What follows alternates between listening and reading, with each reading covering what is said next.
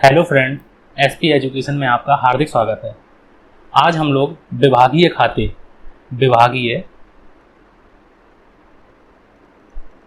विभागीय लेखे, इसे बोलते हैं हम लोग डिपार्टमेंट अकाउंट।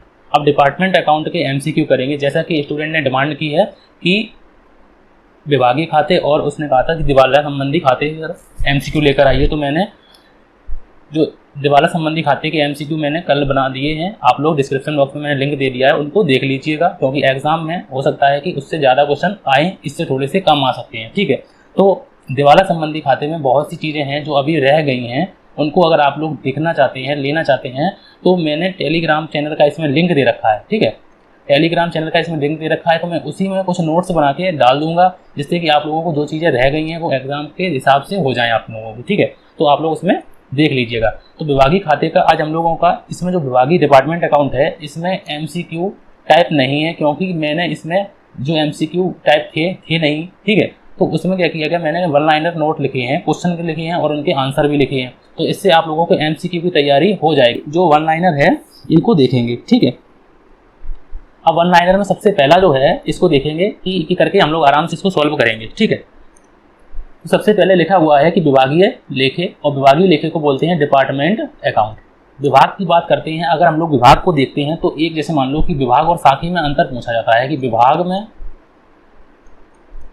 और शाखा में क्या अंतर है, मतलब कि डिपार्टमेंट में और ब्रांच में क्या अंतर है, ये पूछा जाता है। डिपार्टमेंट में और ब्रांच में क्या अंतर है, तो सबसे पहला जो अंतर है वो मेन अंतर है, आप लोग याद रखिएगा कि एक जगह पे विभाग, बहुत से विभाग हो सकते हैं। ठीक है, जैसे मान लो कि ये पर्टिकुलर एक जगह है, यहाँ पे बहुत से विभाग हो सकते हैं। ठीक है, लेकिन यहाँ पर एक जैसी शाखा यहाँ पर नहीं हो सकती है। ठीक है, जैसे मान लो कि ये बिल्डिंग है, अब बिल्डिंग में जैसे मान लो कि ये फ्लोर है, अब फ्लोर पे मान लो कि यहाँ पे बहुत से विभाग हैं। ठीक है, इसमें मान लो कि ये सेल्स विभाग है, उसके बाद ये प्रोडक्शन डिपार्टमेंट है, तो मतलब कि एक बिल्डिंग में बहुत से विभाग हो सकते हैं, लेकिन एक बिल्डिंग में बहुत सी ब्रांचें, एक जैसी ब्रांचें नहीं हो सकती हैं। ये बात है विभाग और शाखा में मेन अंतर हो गया। उसके बाद पूछा गया है कि क्वेश्चन नंबर 1 में कि विभाग कितने प्रकार के होते हैं। तो विभाग आप लोग याद रखिए कि 2 प्रकार के होते हैं। कौन से? एक ऐसे विभाग होते हैं, इन्हें स्वतंत्र विभाग बोलते हैं और आश्रित विभाग बोलते हैं। इन्हें इंडिपेंडेंट बोलते हैं, इन्हें डिपेंडेंट डिपार्टमेंट बोलते हैं। मतलब कि डिपेंडेंट और इंडिपेंडेंट में अंतर क्या है, मतलब कि कोई भी काम करेंगे तो ये स्वतंत्र रूप से कर सकते हैं, इनको कोई किसी से पूछना नहीं है, अपने खुद के मालिक होते हैं इस विभाग के लोग। ठीक है, और आश्रित विभाग में क्या होता है कि इनको किसी ना किसी विभाग पर, दूसरे विभाग पर डिपेंडेंट होना पड़ता है। मतलब कि जैसे मान लो कि शाखा होती है एक डिपेंडेंट ब्रांच और एक इंडिपेंडेंट ब्रांच होती है, तो हम लोग ब्रांच के भी आज एमसीक्यू करेंगे, लेकिन विभाग के एमसीक्यू नहीं है, तो हम लोग इन्हीं से काम चलाएंगे। तो ब्रांच आप लोगों ने डिपार्टमेंट देख लिए कि डिपार्टमेंट होते हैं हम लोगों के 2 प्रकार के, एक होता है इंडिपेंडेंट और एक होता है डिपेंडेंट। उसके बाद क्वेश्चन नंबर 2 में लिखा हुआ है कि ऐसे विभाग जिनके बीच अंतर विभागीय हस्तांतरण नगण्य होता है, मतलब कि ना के बराबर होता है, उन्हें क्या कहते हैं। मतलब कि अंतर विभागीय हस्तांतरण का मतलब होता है कि एक विभाग से दूसरे विभाग के कोई अगर इंस्ट्रक्शन दी जाती है तो उसे डिपेंडेंट ब्रांच बोलते हैं। अब इसमें तो होगा नहीं, तो स्वतंत्र विभाग होता है इसका आंसर। तो ये क्वेश्चन जो है, इन क्वेश्चन को आप लोग मोस्ट कर लीजिए, क्वेश्चन नंबर 2 और क्वेश्चन नंबर 3 को आप लोग मोस्ट कर लीजिएगा। ठीक है, उसके बाद होता है नेक्स्ट क्वेश्चन, और नेक्स्ट क्वेश्चन में लिखा हुआ है कि ऐसे विभाग जिनके बीच अंतर विभागीय हस्तांतरण होता है। मतलब कि ऐसे विभाग उन्हें क्या बोलते हैं, जिनके बीच अंतर विभागीय हस्तांतरण होता है, एक के बीच नहीं होता है, उन्हें बोलते हैं इंडिपेंडेंट ब्रांच, क्योंकि ये हस्तांतरण से मतलब नहीं रखते हैं, ये खुद पे विश्वास रखते हैं। ठीक है, और ये वाले विभाग के लोग जो होते हैं वो किसी ना किसी हस्तांतरण, मतलब कि हेड ऑफिस पर डिपेंडेंट होते हैं। आप लोगों को समझ में आ गया होगा। उसके बाद नेक्स्ट क्वेश्चन, और क्वेश्चन नंबर 4 में लिखा हुआ है कि विभागीय लेखे रखने की सामान्यतः कितनी प्रणालियां हैं। विभागीय जो लेखे रखे जाते हैं उनकी सामान्यतः 2 प्रणालियां हैं। एक प्रणाली में क्या होता है कि मान लो हमने इकाई को स्वतंत्र इकाई मान लिया, कोई भी इकाई है हमने स्वतंत्र इकाई मानकर लेखा रख दिया। उसके बाद एक होता है स्तंभीय विधि। स्तंभीय विधि में क्या होता है कि जैसे मान लो कोई ब्रांच हमने, जैसे मान लो कि मेरे पास एक विभाग है ए विभाग, एक विभाग है बी विभाग और एक विभाग है सी विभाग। अब मान लो कि हमें इन विभागों के लेखे रखने हैं, तो ए विभाग का हमें अलग बनाना पड़ेगा, डी विभाग का हमें अलग बनाना पड़ेगा और सी विभाग का हमें अलग बनाना पड़ेगा। तो हमने क्या किया कि हमने इन विभाग के, जैसे मान लो कि यहाँ पे पर्टिकुलर लिखा, और मतलब यहाँ पे लिखा हम लोगों ने LF जो भी लिखना है, और उसके बाद हमने लिख दिया कि अमाउंट और अमाउंट में हमने लिख दिया कि ये ए विभाग की अमाउंट है, ये बी विभाग की अमाउंट है और ये सी विभाग की अमाउंट है। तो इस विधि को बोलते हैं हम लोग स्तंभीय विधि। स्तंभीय विधि को बोलते हैं कि मतलब कि सभी विभागों के खाने जो होते हैं उनको एक साथ रख लिया जाता है, ठीक है। अगर हम लोग अलग अलग बनाएंगे तो समय ज़्यादा लगेगा, इससे हम लोगों का समय भी खर्च होगा। क्योंकि देखो मान लो यहाँ पे रेंट दिया, मान लो रेंट दिया, तो इनका रेंट, इन्होंने रेंट दिया होगा 5,000, मान लो इन्हीं में, इनका दिया 4,000 और इनका दिया 2,000। तो अगर हम लोग अलग अलग बनाएंगे तो हमें रेंट बार बार लिखना पड़ेगा कि रेंट ए का, अगर हम लोग ए का बनाएंगे तो रेंट अलग से लिखना पड़ेगा, ए का 5,000, और उसके बाद बी का बनाएंगे तो उसमें भी लिखना पड़ेगा रेंट 5,000। तो ऐसे करके समय की बर्बादी होती है। तो स्तंभीय विधि में क्या होता है कि समय की बर्बादी कम होती है, ठीक है। तो स्तंभीय विधि को आप लोग समझ गए होंगे, मैंने बस थोड़ा सा समझाया है क्योंकि न्यूमेरिकल हम लोगों को करने नहीं है, आते हैं लेकिन न्यूमेरिकल करने नहीं है, क्योंकि एमसीक्यू पेपर में न्यूमेरिकल आएंगे लेकिन थोड़े से छोटे आएंगे, कम आएंगे, उनको हम लोग कम फोकस करेंगे। उसके बाद क्वेश्चन नंबर 5 में, और क्वेश्चन नंबर 5 में लिखा हुआ है कि ऐसी कौन सी प्रणाली है जिसमें सभी विभाग के लिए पृथक पृथक खाने रखे जाते हैं। तो मैंने अभी आप लोगों को बता दिया कि पृथक पृथक खाने रख दिए सभी विभाग के, तो उसे बोलते हैं हम लोग स्तंभीय विधि। तो ये क्वेश्चन जो 5 क्वेश्चन है, उसके बाद हम लोग और भी क्वेश्चन करेंगे। तो हम लोग देख लेते हैं क्वेश्चन नंबर 6 को। और क्वेश्चन नंबर 6 में लिखा हुआ है, इसको एक मिनट देख लेते हैं यहाँ पे। अब क्वेश्चन नंबर 6 में लिखा हुआ है कि विभागीय अंतिम खाते एकाकी व्यापारी एवं फर्म की दशा में कौन कौन से खाते बनाए जाते हैं, कौन कौन से खाते बनाए जाते हैं। जैसे मान लो कि अंतिम खाते बनाने हैं हम लोगों को, क्या बनाने हैं, अंतिम खाते को बोलते हैं फाइनल अकाउंट। अब अंतिम खाते बनाने हैं तो वो उनके दो प्रकार होते हैं। जैसे मान लो कि एक होता है एकाकी व्यापारी की दशा में, एक होता है एकाकी व्यापारी या फिर फर्म की दशा में। एक तो ये लोग बनाएंगे और एक बनाएंगे हम लोगों को कंपनी की दशा में। तो कंपनी के लोग क्या कौन से खाते बनाएंगे और एकाकी व्यापारी के लोग कौन कौन से खाते बनाएंगे या फर्म के लोग कौन कौन से खाते बनाएंगे। तो हम लोग इनको करेंगे कि एकाकी व्यापारी या फिर फर्म के लोग हम लोगों के 4 खाते बनाएंगे। ये 4 खाते हैं उन्हें बोलते हैं विभागीय व्यापारिक खाता, विभागीय लाभानी खाता, सामान्य लाभानी खाता या फिर चिट्ठा। चिट्ठा को बोलते हैं बैलेंस शीट, इन्हें बोलते हैं normal profit and loss account, ठीक है। उसके बाद विभागीय को बोलते हैं हम लोग department profit and loss account, और विभागीय मतलब कि डिपार्टमेंट ट्रेडिंग अकाउंट, इनकी इंग्लिश हो गई, ठीक है। तो अगर हम लोग अंतिम खाते बनाते हैं एकाकी व्यापारी की दशा में तो 4 खाते बनाए जाते हैं, ठीक है। ये क्वेश्चन इतना इंपॉर्टेंट नहीं है, अभी आगे क्वेश्चन और भी इंपॉर्टेंट आएंगे। उसके बाद नेक्स्ट क्वेश्चन, विभागीय अंतिम खाते की कंपनी, विभागीय अंतिम खाते कंपनी की दशा में कौन कौन से खाते बनाए जाते हैं। तो मान लो कि कंपनी की दशा में कौन कौन से खाते बनाए जाते हैं, तो कंपनी बनाती है 2 खाते, कौन कौन से, एक होता है हम लोगों का लाभ हानि विवरण और इसे बोलते हैं लाभ हानि विवरण और इसे बोलते हैं चिट्ठा। अब ये भी पूछा जा सकता है कि चिट्ठा हम लोगों का कंपनी अधिनियम कौन से में है। तो कंपनी अधिनियम हम लोगों का है कंपनी अधिनियम 2013। अगर पूछा जाता है कि चिट्ठा जो है, चिट्ठा कौन से अनुसूची में है, तो चिट्ठा जो है वो अनुसूची में होता है हम लोगों का अनुसूची 3 में। और अगर भाग पूछा जाता है तो भाग होता है हम लोगों का 1।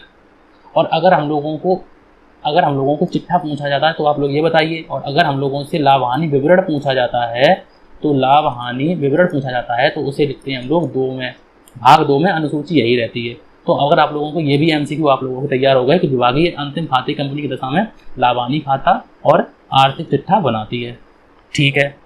उसके बाद नेक्स्ट क्वेश्चन में लिखा हुआ है कि विभागीय व्यय कितने प्रकार के होते हैं। अब विभागीय व्यय जो होते हैं वो 2 प्रकार के होते हैं। कौन कौन से 2 प्रकार हैं, एक होता है हम लोगों का प्रत्यक्ष, इसे बोलते हैं डायरेक्ट एक्सपेंसेस, इसे बोलते हैं क्या, डायरेक्ट एक्सपेंसेस, और इसे बोलते हैं हम लोग इनडायरेक्ट एक्सपेंसेस।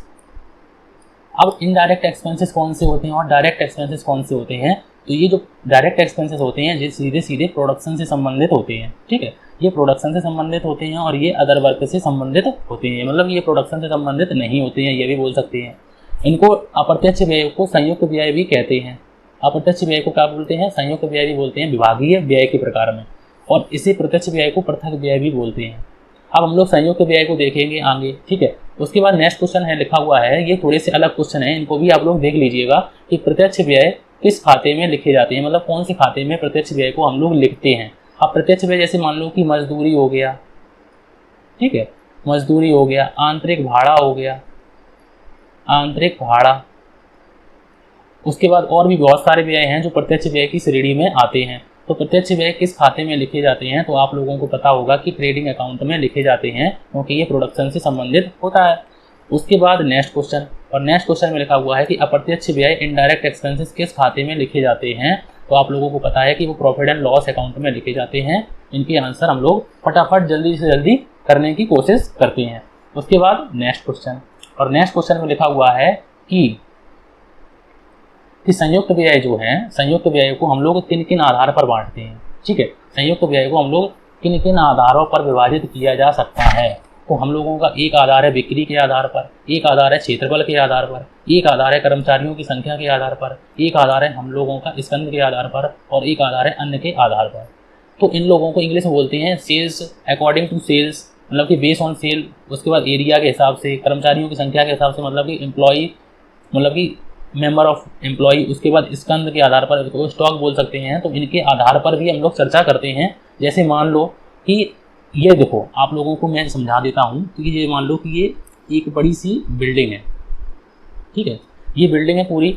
अब इसमें क्या रखा है कि मान लो कि ये विभाग है, ठीक है, पूरा बिल्डिंग है, और इसमें जो विभाग हैं वो 4 विभाग हैं। ये 4 विभाग ऐसे करके फैले हुए हैं। तो ए में मान लो ये विभाग है, बी विभाग में हम लोगों का ये विभाग है, और सी विभाग में ये, और डी विभाग में ये। अब इसमें मान लो कि इस पूरी बिल्डिंग का रेंट है, वो मान लो रेंट मतलब कि किराया। ठीक है, और किराया देना है कितना, 5,000 रुपये। अब ये समस्या आई कि 5,000 रुपये देगा कौन। अब लोग कहेंगे कि इन चारों को बांट दो, लेकिन ए और सी कहेंगे कि क्योंकि हमारा तो क्षेत्रफल कम है, देखो इनका क्षेत्रफल और इनका क्षेत्रफल ज़्यादा है, तो ए और सी कहेंगे कि हमारा क्षेत्रफल कम है, तो हम क्यों इतना ज़्यादा देंगे, मतलब कि हम क्यों ज़्यादा दें रेंट, क्योंकि बी और सी को ज़्यादा देना चाहिए। तो हम लोग क्या करते हैं कि रेंट को किस आधार पर बांटते हैं, क्षेत्रफल के आधार पर। तो ऐसे ही क्वेश्चन आप लोगों से पूछे गए हैं कि रेंट को किस आधार पर बांटेंगे। ठीक है, मान लो कि कोई कमीशन है, तो कमीशन को हम लोग किस आधार पर बांटेंगे। मान लो कि अगर आप लोगों से लाभांश दिया है, तो लाभांश हम लोग किस आधार पर बांटेंगे, आयकर को हम लोग किस आधार पर बांटेंगे। तो ऐसे बहुत से खर्चे हैं जो हम लोगों को बांटने होते हैं, और कुछ नहीं भी बांटे जाते हैं, उन पर भी हम लोग आगे चर्चा करेंगे। तो हो सकता है आप लोगों को ये समझ में आ गया हो। ठीक है, उसके बाद नेक्स्ट क्वेश्चन। अब नेक्स्ट क्वेश्चन में लिखा हुआ है कि बिक्री के आधार पर किन किन व्ययों को बांटा जाता है। ये नेक्स्ट क्वेश्चन जो मैंने अभी आप लोगों को बताए हैं कि आप लोगों के जो डाउट हो सकते हैं वो हो सकते हैं ये कि बिक्री के आधार पर हम लोग कौन कौन से व्यय बांटे जा सकते हैं। तो एक होता है हम लोगों का विज्ञापन, जिसे एडवर्टाइजमेंट बोलते हैं।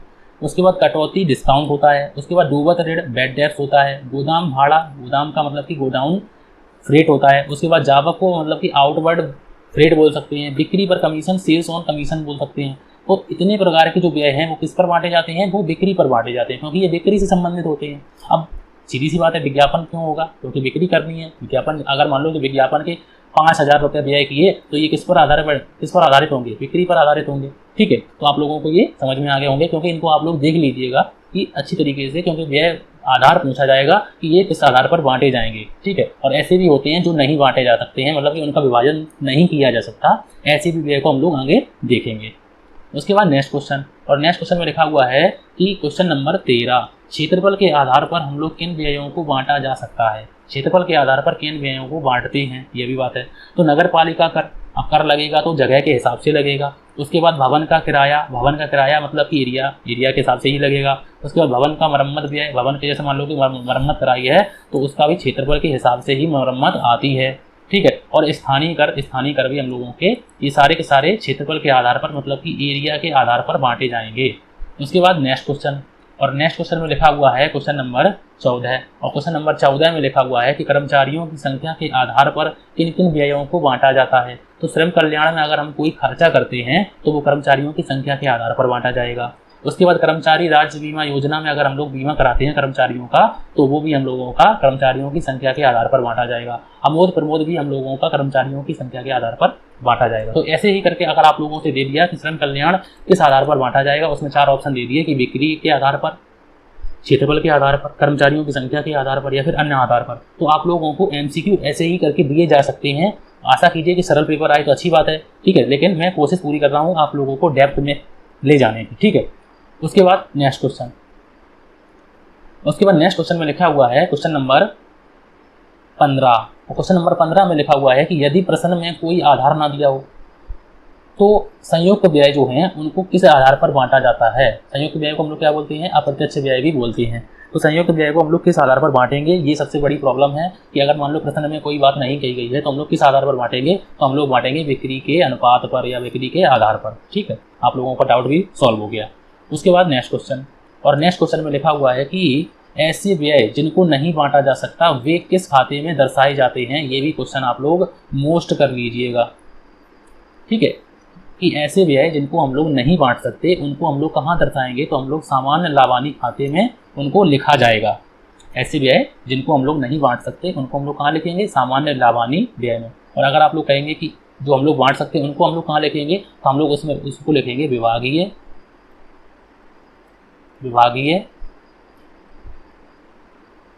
लाभानी खाते में, विभागीय लाभानी खाते में या फिर विभागीय व्यापारिक खाते में। तो हम लोग कहाँ लिखेंगे इनको? अगर हम लोग बांट सकते हैं तो इनको यहाँ पे लिखेंगे, अगर नहीं बांट सकते तो हम लोग कहाँ लिखेंगे? सामान्य लाभानी खाते में। ये मैंने आप लोगों को ऊपर बता दिए हैं कि अंतिम खाते हम लोगों को एकाकी व्यापारी एवं साझेदारी या फर्म, तो हम लोग 2-4 खाते बनाती है, विभागीय व्यापारिक खाता, विभागीय लाभानी खाता, सामान्य लाभानी खाता, आर्थिक चिट्ठा। ठीक है, उसके बाद नेक्स्ट क्वेश्चन, और नेक्स्ट क्वेश्चन में लिखा हुआ है कि ऐसे व्यय जिनका बंटवारा नहीं किया जा सकता, तो वो कौन कौन से व्यय होते हैं जिनका हम लोग बंटवारा नहीं कर सकते हैं? तो ऋण पत्र पर ब्याज, इंटरेस्ट ऑन डिवेंचर जिसे बोलते हैं, इसको हम लोग बांट नहीं सकते। इनकम टैक्स को बांट नहीं सकते। बैंक ब्याज को, बैंक लोन को बांट नहीं सकते। ऑडिट फीस, अंकेक्षण शुल्क को बांट नहीं सकते। जनरल मैनेजर का वेतन को बांट नहीं सकते। संचालकों का शुल्क मतलब कि ऑपरेटर्स चार्जेस को बांट नहीं सकते, या फिर डायरेक्टर्स शुल्क को नहीं बांट सकते। डिविडेंड को बांट नहीं सकते। तो ऐसे व्यय जो हम लोग बांट नहीं सकते वो हम लोगों के नीचे लिखे हुए हैं। तो अगर क्वेश्चन में जब अक्सर करके आता है कि ऋण पत्र पर ब्याज किस आधार पर बांटेंगे, ऐसे करके क्वेश्चन आएगा कि ऋण पत्र पर ब्याज, ऋण पत्रों पर ब्याज किस आधार पर बांटा जाएगा? किस आधार पर बांटा जाएगा? ए ऑप्शन में दे दिया उन्होंने बिक्री के आधार पर, बिक्री के आधार पर। बी ऑप्शन में दे दिया कि क्षेत्रफल के आधार पर। ठीक है, और सी ऑप्शन में दे दिया कर्मचारियों की संख्या के आधार पर। और डी ऑप्शन में देखिए इनमें से कोई नहीं, इनमें से कोई नहीं। तो आप लोगों को किस पे क्लिक करना? इनमें से कोई नहीं, मतलब कि इनको बांटा नहीं जा सकता। ठीक है, उसके बाद नेक्स्ट क्वेश्चन, और ये हम लोगों का आज का आखिरी क्वेश्चन है कि विभागीय खाता हम लोगों ने पूरा कर लिया है, बस इसके कुछ न्यूमेरिकल रह गए हैं तो वो हम लोग नहीं करेंगे क्योंकि हम लोगों को ज़्यादा से ज़्यादा थ्योरी पढ़नी है और ज़्यादा से ज़्यादा MCQ करने हैं। तो इसमें लिखा हुआ है कि अंतर विभागीय व्यवहार किसे कहते हैं? अंतर विभागीय व्यवहार किसे कहते हैं? जैसे मान लो कि एक डिपार्टमेंट है हम लोगों का सेल्स डिपार्टमेंट। ठीक है, एक डिपार्टमेंट हम लोगों का सेल्स डिपार्टमेंट और एक डिपार्टमेंट है हम लोगों का परचेज डिपार्टमेंट। ठीक है, तो अगर मान लो कि एक विभाग से दूसरे विभाग में आदान प्रदान या सेवा किसी, मान लो कि कोई आदान प्रदान होता है आपस में, तो उसे हम लोग बोलते हैं अंतर विभागीय व्यवहार, इंटर डिपार्टमेंट ट्रांजेक्शन्स। उन्हें क्या बोलते हैं? Inter department transaction. एक विभाग से दूसरे विभाग में या तो माल दिया जा सकता है या फिर सेवा, तो हम लोग इनको बोलते हैं इंटर विभाग ट्रांजेक्शन। ठीक है, तो आप लोगों को मैंने आज विभागीय लेखे के जो MCQ तो नहीं कराए हैं, लेकिन 1 लाइनर टाइप के कुछ MCQ कराए हुए हैं सबको, क्योंकि BCom की हम लोगों को BCom के भी नोट आगे हम लोगों को तैयारी करनी है और TGT PGT की भी आगे तैयारी करनी है। ठीक है, तो हम लोग आगे नेक्स्ट वीडियो में हम लोग आज बात करेंगे ब्रांच अकाउंट की। तो थैंक यू फॉर वॉचिंग।